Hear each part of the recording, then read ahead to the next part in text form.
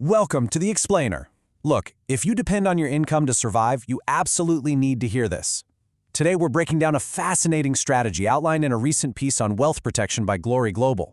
It tackles something every single one of us relies on, but honestly, almost none of us properly protect.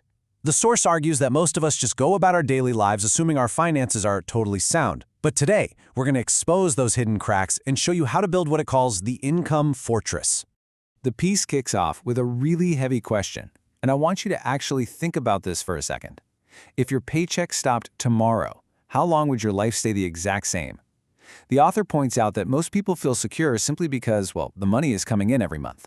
But if that income suddenly disappears, literally everything connected to it, your rent, your mortgage, your lifestyle, and your kids' future is instantly at risk. So let's get into Section 1, the ignored financial risk, and why we protect the wrong things. The article highlights a massive, almost hilarious irony in our everyday habits. Think about it. We eagerly insure our $30,000 cars, our homes, and even our $1,000 smartphones. Yet, we leave our multi-million-dollar earning potential completely unprotected. We insure easily replaceable everyday objects, but leave the actual financial engine that pays for all of them totally vulnerable. It's totally backwards. And the math here is just staggering. $2 million.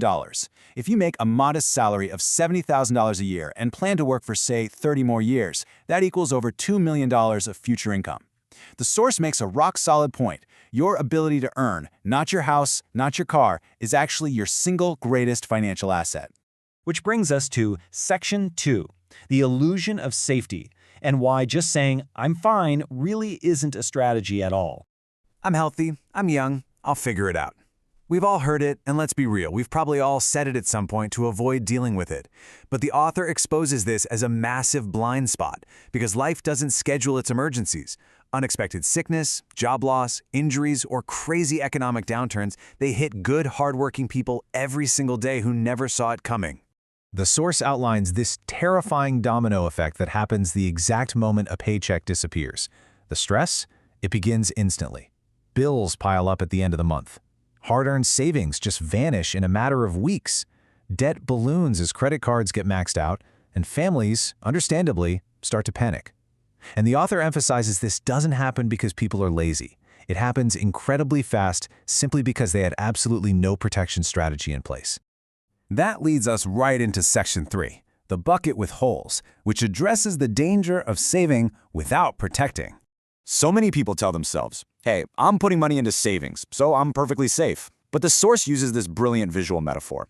Saving without protection is exactly like pouring water into a bucket with holes in it. You can work late nights, early mornings, and pour money in for years, but one unexpected emergency can instantly wipe out a decade of savings. Saving is absolutely important, but according to this strategy, on its own, it's just not enough. To fix this, we need a major perspective shift.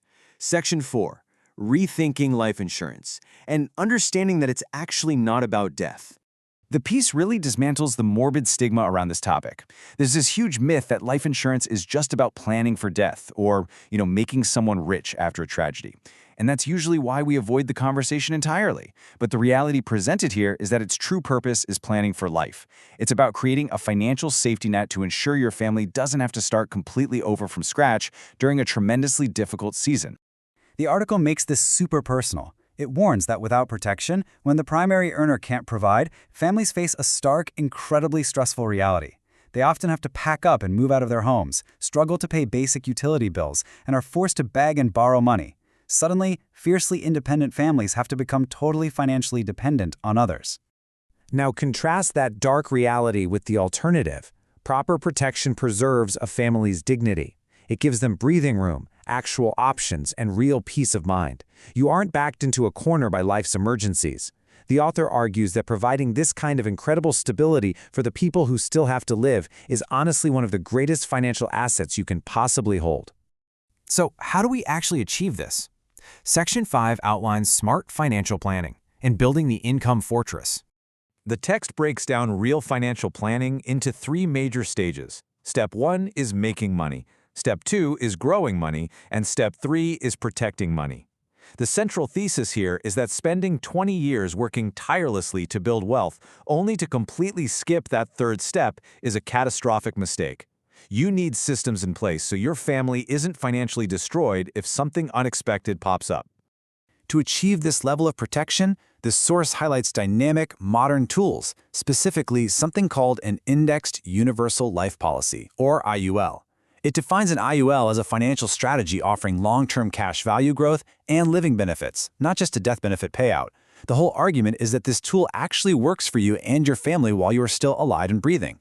The article rattles off several proactive benefits to support this strategy: long-term planning, cash value growth, financial flexibility, living benefits, and legacy planning. It positions the IUL not just as a tragedy payout, but as a comprehensive living wealth strategy that financially educated people use to build an impenetrable fortress around their income. As we wrap up, the piece brings the focus intensely back to you, with a few really hard-hitting questions. If you could not work tomorrow, how long would your savings actually last? Could your family maintain their lifestyle? Would the bills become a source of panic? And would your kids' futures have to change? It's a seriously uncomfortable thought experiment, but the source insists it's a necessary self-reflection. And hey, if those questions cause a bit of anxiety right now, the author reassures us. That is not fear, that's awareness.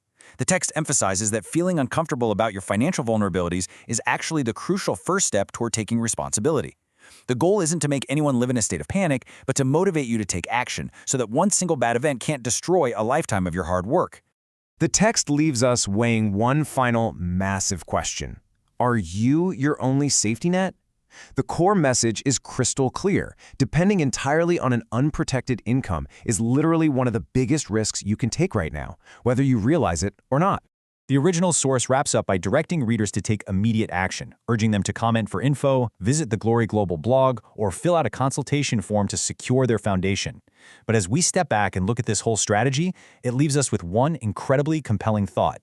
In a world where we obsessively buy insurance for our phones against cracked screens, shouldn't we spend at least as much time ensuring the livelihood that bought the phone in the first place? Thank you so much for joining me for this explainer, and I'll catch you next time.